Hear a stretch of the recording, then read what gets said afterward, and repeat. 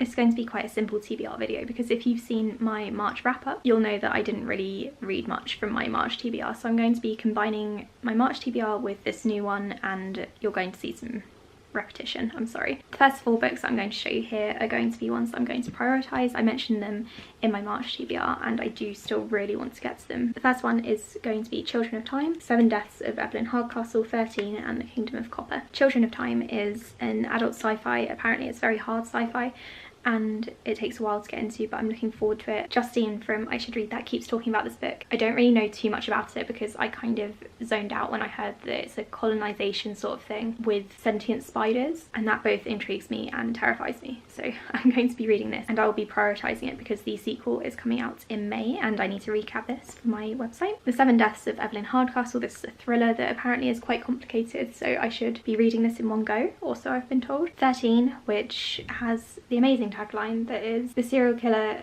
isn't on trial, he's on the jury. And I think that sounds quite interesting, and my friend read it and loved it.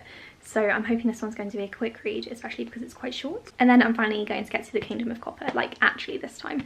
And I will be doing a review, maybe a reading vlog, depending on how well I cope. So those 4 are going to be my main focus, and I'm really hoping that I'll be able to get to more of my own physical books, especially because I'm trying to cut down on my own TBR, but I haven't actually chosen any because I figure this month I'm going to try to do some mood reading because that seems to work out better for me, and hopefully that way I'll be able to read more than 7 books, which is all that I read in March. I do have 4 review copies that are coming out in April or May that I want to get to this month as well. The first one is The Tiger at Midnight, which I think is a YA fantasy inspired by Indian folklore, so I'm really looking forward to that one. I think I might try to read that one first because I'm really in the mood for fantasy right now. Then there's Emily Eternal, which is about an AI, so I guess it's adult sci-fi, I think. From what I can remember from the description, which I read months ago, the main character is an AI, her name is Emily, and she is out to save the human race. Then there's A Boy and His Dog at the End of the World, which I've actually already started reading. I think I'm about a quarter of the way through.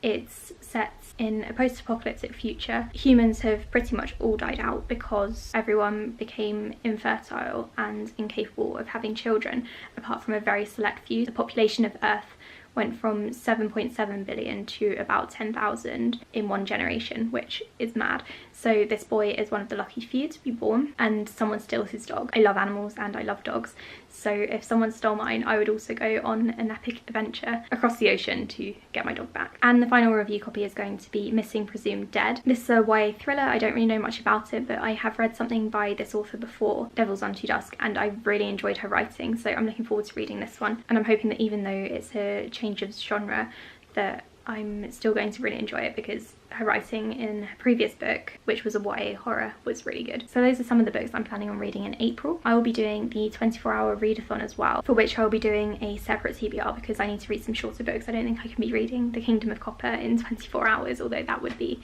a fun challenge. Maybe I could do that at some other point. Thanks for watching my video everyone, and I'll speak to you in my next one. Bye!